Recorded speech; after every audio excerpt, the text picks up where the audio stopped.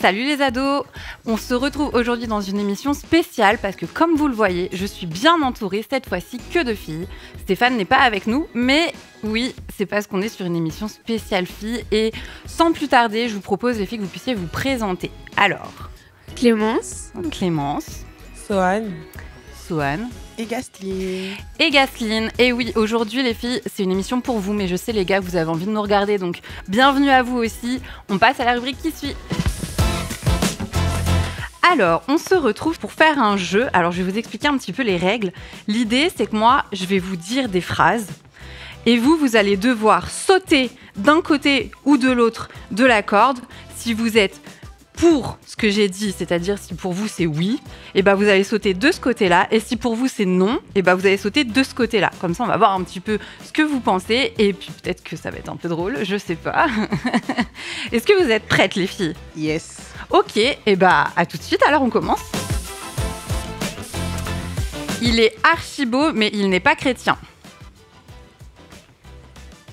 C'est pas des sauts, ça, les filles. Hein. ah oui, moi. Lire sa Bible au réveil, mais être en retard en cours. Ok, non, Gasseline, ok. Bah, non. Avoir plein de potes, mais toutes des cancans. Ok. Aider sa mère à aller faire les courses, mais ne pas avoir eu le temps de se maquiller. Attends, Il y a des hésitations. Chanter sous la douche sa meilleure louange, mais casser la tête à toute la maison. Gasseline, elle était vraiment d'accord avec ça, du coup elle a sauté même alors qu'elle était déjà au bon endroit. Avoir tous les vêtements que tu veux, mais porter tous les jours la même paire.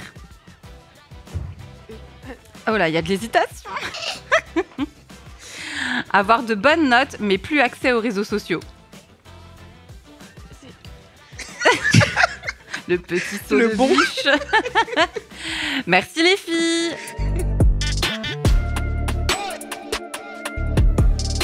Je vais te poser une question. Les amies de tes amis sont-elles tes amies? Pas toutes, mais la plupart, oui, normalement. Bah, en fait, tout dépend de qui et aussi si je me sens à l'aise ou pas. Mais après, mes amies, normalement, elles ont un peu la même personnalité que moi. Leurs amies, en fait, normalement, elles me ressemblent un peu aussi.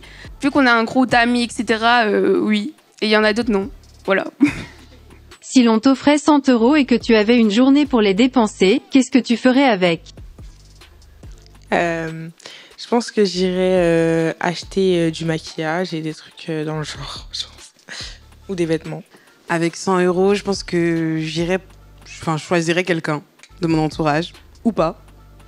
Je l'emmènerais à manger et faire un petit shopping. Hein. Bon, en soi, 100 € à deux, on n'achète pas grand-chose. Hein. Qu'est-ce qui te ferait dire j'ai réussi ma vie et pourquoi? Je dirais être heureuse, en paix avec ma famille, mes amis, mon environnement proche. Et par-dessus tout, être aussi là où Dieu me demande d'être. Et être épanouie dans tout ce que je fais. Voilà. Bah, être à l'aise là où je suis et savoir que Dieu est avec moi et juste à l'endroit où Dieu veut que je sois aussi. Et aussi, je pense au ciel, quand Dieu dira bon et fidèle serviteur, je pense que là, je serai fière et je serai contente juste d'être au ciel avec lui, en fait. Voilà. Et on se retrouve dans la rubrique Papote entre potes. Les filles, aujourd'hui, c'est une rubrique un peu spéciale parce qu'on a reçu des questions en avance, des questions en fait de vous qui êtes de l'autre côté de votre écran et on va essayer d'y répondre ensemble. On en a sélectionné 2. Avec Stéphane, on les a un petit peu travaillés à l'avance. Donc moi, je conclurai chacune des réponses avec un petit élément à vous apporter. Mais l'idée, c'est qu'on puisse ensemble conseiller les personnes qui sont de l'autre côté de l'écran, parler un petit peu de notre expérience ou qu'on puisse un petit peu faire du lien pour que vous puissiez vous être assez équipés par rapport à ces questions. Est-ce que ça vous va? Très bien. Tout à fait. Tout à fait. Ok, très bien. Alors moi, je vais vous dire, j'ai un petit challenge. C'est que j'ai rapporté cette petite trousse. Et le but, en fait, c'est que on puisse toutes répondre, évidemment, aux questions. Alors, bon, c'est grillé à la fin. Je devrais être la dernière à recevoir la trousse. Mais l'idée, ça va être qu'on se passe la trousse en fonction de qui veut répondre. Alors, la première question. Tiens, Swan, je te laisse lire la première question. Comme ça, on est au taquet. J'ai trop envie de venir à l'église, mais j'ai peur de ne pas me faire d'amis et d'être exclue.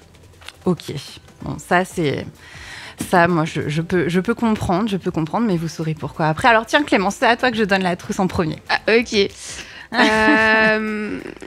Déjà, en vrai, c'est peut-être normal dans le sens où c'est des personnes que tu connais pas forcément, dans un milieu que tu connaissais pas forcément. Donc, c'est quelque chose qui fait peut-être peur d'un premier abord, mais je pense qu'il faudrait juste foncer et y aller.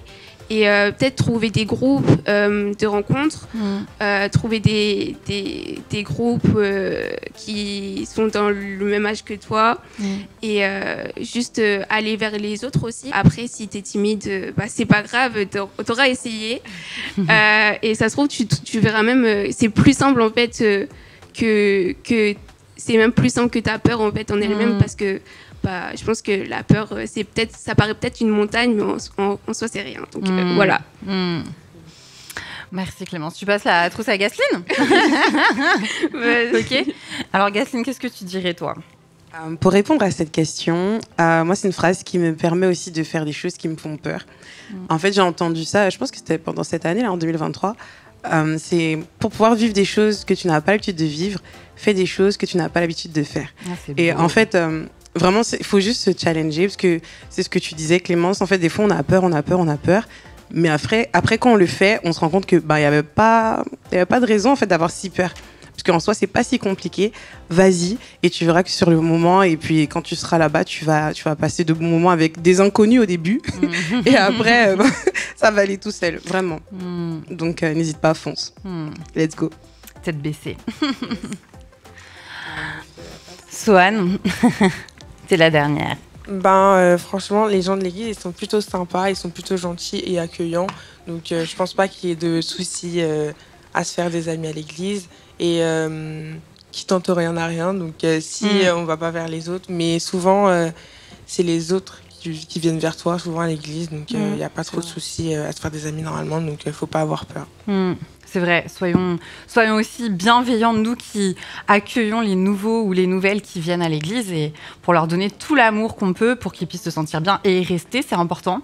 Yes. C'est important. Alors moi, ce que j'avais envie de dire à la personne qui a écrit ça, en fait, qui nous a posé cette question et qui nous a partagé un petit peu son cœur, c'est que déjà, si tu dis que tu as trop envie de venir à l'église, c'est que déjà, il y a quelque chose qui te pousse à vouloir venir. Et ça, c'est hyper précieux, il faut que tu le cultives parce que ça vient pas de nulle part. Dans la Bible, on voit dans Philippiens 2,13 qui a écrit que c'est Dieu qui produit en nous le vouloir et le faire selon son bon plaisir. Donc moi, ce que je veux croire, c'est que tu as envie, c'est que tu as cette volonté qui vient peut-être de Dieu de te voir pousser les portes de l'église parce que lui, il a quelque chose à t'apporter derrière tout ça. Et une chose qu'on peut aussi se rappeler, c'est que Dieu, il est omniprésent. Ça veut dire qu'il est partout. Il est avec toi dans ta chambre, il est avec toi en cours, il va être avec toi à l'église aussi. C'est-à-dire que même si dans les premiers temps, tu te sens un peu seul ou que ça te paraît une montagne, et finalement, t'es pas seul en réalité. Il est avec toi de la même manière qu'il est avec toi à l'extérieur de l'église. Et ça peut forcément te réconforter un petit peu, peut-être pour passer le pas.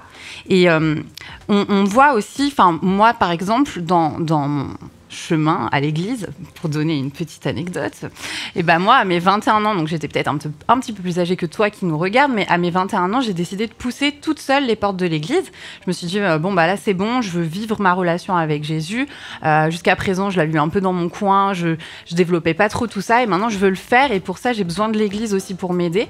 Donc j'ai poussé la porte de l'église pour pouvoir rencontrer Jésus officiellement. C'est un peu comme ça que je le vivais.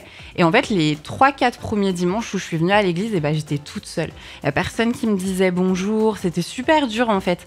Et c'était dur parce que moi, je sentais que j'avais un peu peur un peu peut-être comme toi. Je me disais, mais je me retrouve toute seule dans l'assemblée. Les gens, ils vont me regarder, ils vont se dire, c'est qui elle ?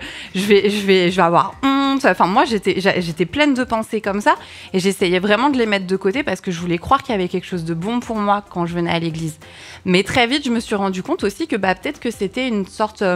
comme une sorte d'opposition, en fait, de vouloir me laisser penser que l'église, c'était pas fait pour moi parce que personne me disait bonjour et que j'étais toute seule.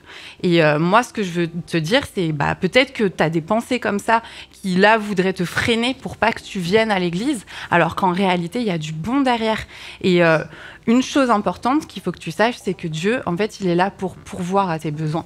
On voit dans la Bible, au moment où Abraham, il a amené son fils en sacrifice, et en fait, à ce moment-là, on voit qu'il y a un bélier qui a les cornes coincées dans des buissons et que en fait, ce bélier, il est là pour le sacrifice, finalement. Et Abraham, il n'a pas besoin de sacrifier son enfant. Pourquoi ?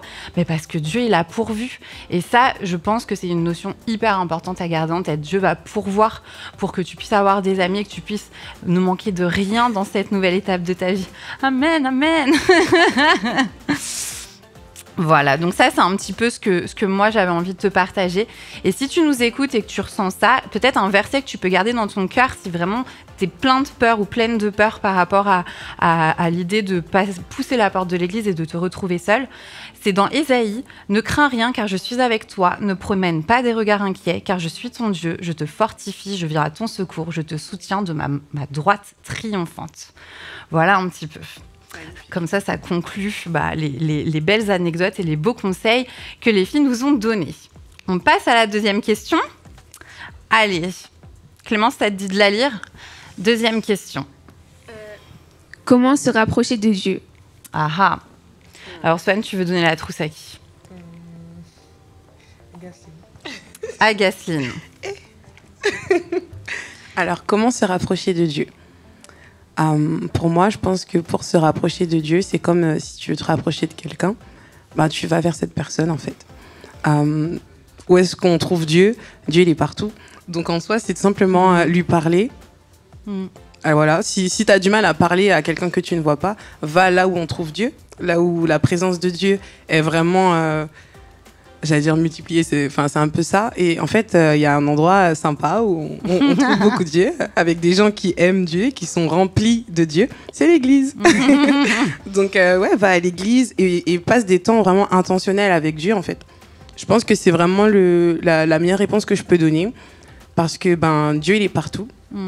Tu veux te rapprocher de Dieu, c'est très simple, en fait. Parle-lui, va là où il est et demande-lui tout simplement. Voilà, dis-lui, je veux me rapprocher de toi et j'ai envie de te connaître plus. Je sais pas exactement où tu en es, mais yes, en fait, c'est super simple. Ça a l'air peut-être difficile en soi, hein, mais en vrai, c'est simple. Ouais, c'est vrai. Voilà. Des fois, on se met des barrières. Yes. Alors, cette petite trousse va aller dans les mains de Clémence. Ok.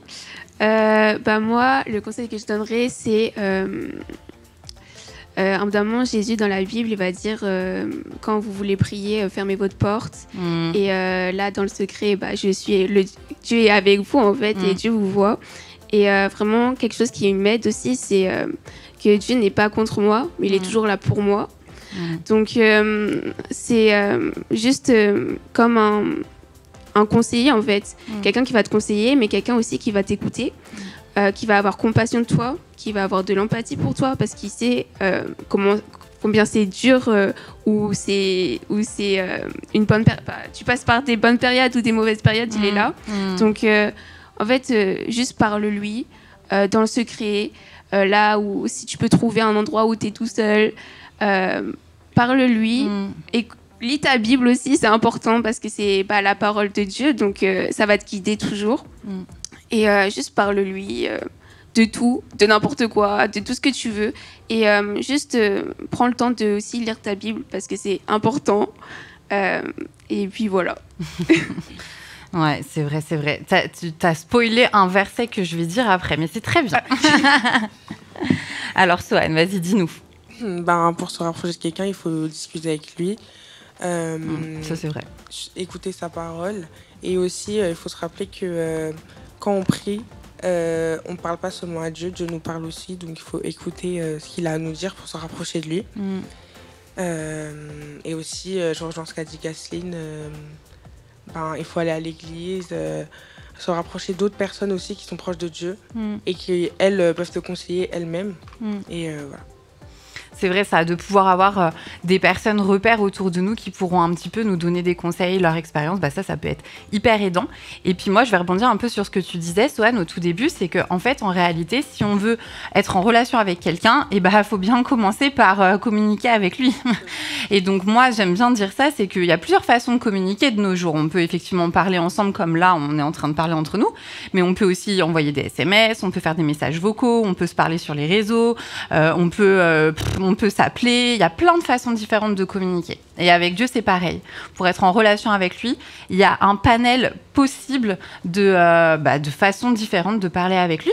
Là, vous avez évoqué chacune des façons différentes. En fait, toi, tu as pu dire d'aller dans sa chambre et de pouvoir être dans ce lieu secret. Toi, tu nous as parlé, Gasseline, du fait d'essayer tout simplement parce qu'il est avec nous partout, etc. Et en fait, c'est ça. Il va falloir trouver ta façon à toi dans laquelle tu te sens le plus à l'aise. Peut-être qu'au début, tu vas dire, moi, je me sens plus à l'aise si j'envoie un SMS à Dieu. Et peut-être que tu vas dire, je me sens plus à l'aise si je l'appelle. Et donc, du coup, tu vas tester cette façon de communiquer. Et puis, petit à petit, tu vas faire connaissance avec Dieu et tu vas essayer d'autres choses. Donc, par exemple, plutôt que de parler de SMS, etc., parce que j'avoue, c'est peut-être un petit peu abstrait. Et tu vas peut-être te dire, moi, ce que je préfère, c'est lire ma Bible. Ou bien, ce que je préfère, c'est prier. C'est écouter de la louange, c'est danser pour Dieu, c'est faire un dessin pour Dieu. Voilà, tu vas peut-être trouver une façon de faire différente que d'autres, et c'est pas grave, ce sera ta façon à toi, et ça va être ta façon à toi de rentrer en relation avec Dieu. Et petit à petit, tu vas alimenter ça en essayant d'autres choses.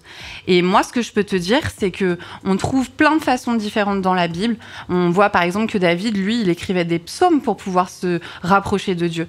On voit aussi que Marie, elle se mettait aux pieds de Jésus pour l'écouter, par exemple. Et puis tout à l'heure, Clémence, elle a pu parler du fait d'entrer dans ce lieu secret où on va pouvoir fermer la porte de notre chambre et puis s'adresser à notre Père. Ça, c'est dans Matthieu 6:6. Et faut savoir que, par exemple, Va dans ta chambre, cette émission, elle a été aussi créée pour ça. Le nom Va dans ta chambre de l'émission, en fait, il vient de ce verset-là, parce que, avec Stéphane, on avait la volonté de se dire que, il y a un moment où on peut aussi se retrouver dans notre lieu secret à nous, notre cocon à nous, pour être plus proche de Dieu, pour engager une relation avec lui. Et peut-être que ça va juste être ça, de créer ton monde qui va te faire du bien pour pouvoir, tenter l'expérience et puis te rapprocher de lui, parler tout simplement avec lui, avec tes mots à toi. Voilà, donc teste le moyen que tu préfères, dans lequel tu te sens le plus à l'aise, et puis après peut-être que tu en développeras d'autres et ce sera super, ce sera ta relation à toi avec lui.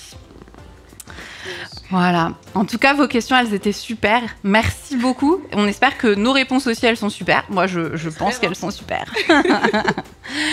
On n'a plus qu'à passer à la suite, donc restez connectés, à tout de suite. Ça y est, c'est déjà la fin, on va devoir vous quitter. En tout cas, j'espère que vous avez kiffé cette émission. Moi, perso, j'ai trouvé que c'était chouette d'être contre filles. Qu'est-ce que vous en avez pensé, vous ? C'était sympa. Oui, c'était sympa, c'était sympa. Voilà, c'est ça. Donc, on en refera peut-être d'autres dans le futur. En tout cas, restez connectés pour les prochaines vidéos. Prenez bien soin de vous et à très bientôt. Bye ! À bientôt.